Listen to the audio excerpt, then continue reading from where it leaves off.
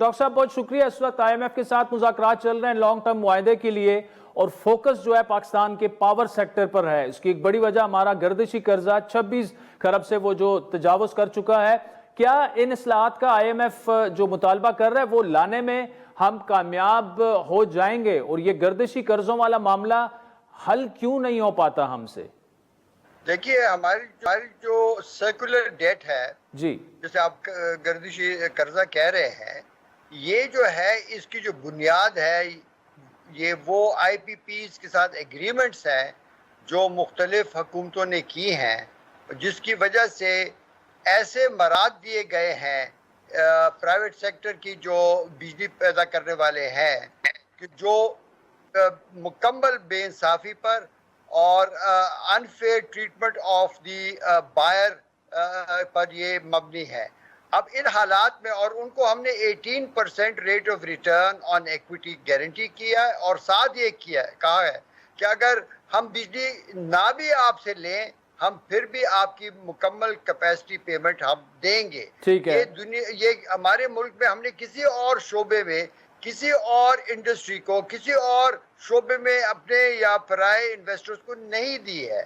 اب اس کی وجہ اور اس میں چونکہ ڈالر بیسڈ ہے یہ، تو جیسی ڈالر ڈی ویلیو ہوتا جاتا ہے تو اس میں جو ہماری واجبات ہیں پاکستان حکومت کی وہ بڑھتی جاتی ہیں. اور آگے پاکستان حکومت نے بے انصافی شروع کر دی ہے پاکستان کی جو انڈسٹری ہے اور جو کنزیومر ہے کہ اس تمام ان اپنی غلطیوں کا جو بوجھ ہے وہ انڈسٹری پر ڈال دیا ہے اور لوگوں پر.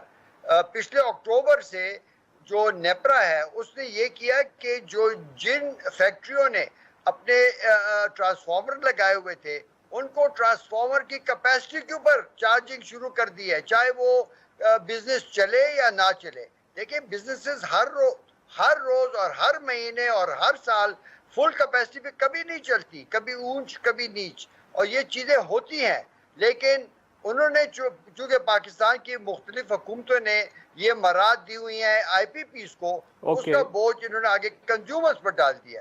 اب ظاہر ہے کہ کنزیومر جو ہیں وہ بھی اس سے چھٹکارا حاصل کرنے کی کوشش کر رہے ہیں، وہ چلے گئے ہیں سولر پینلز میں. اور جو انڈسٹری ہے اس نے پچھلے 2 سالوں میں 50% جو بجلی وہ خریدتے تھے گریڈ سے وہ کم کر دی ہے. اب انہوں نے اپنے جنریٹر لگا دیے یا اپنی پاور پروڈکشن شروع کر دی ہے.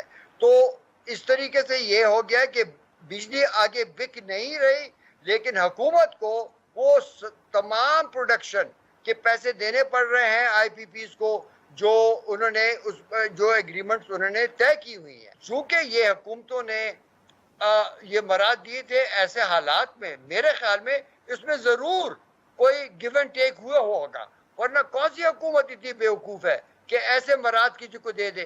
جب ایسے مراد کوئی دیتا ہے تو آگے تو انہوں نے بھی ان کو کوئی میٹھا کھلایا ہوگا.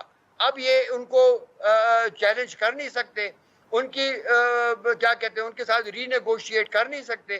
پچھلے سال 2 سالوں میں ری نیگوشیشن ہوئی بھی تھی، وہ بھی بالکل برائے نام کچھ بھی نہیں ہوا، بلکہ اس میں یہ ہوا کہ جو ایگریمنٹس ختم ہونے والی تھی یا ختم ہو چکی تھی ان کو پھر سے رینیو کیا.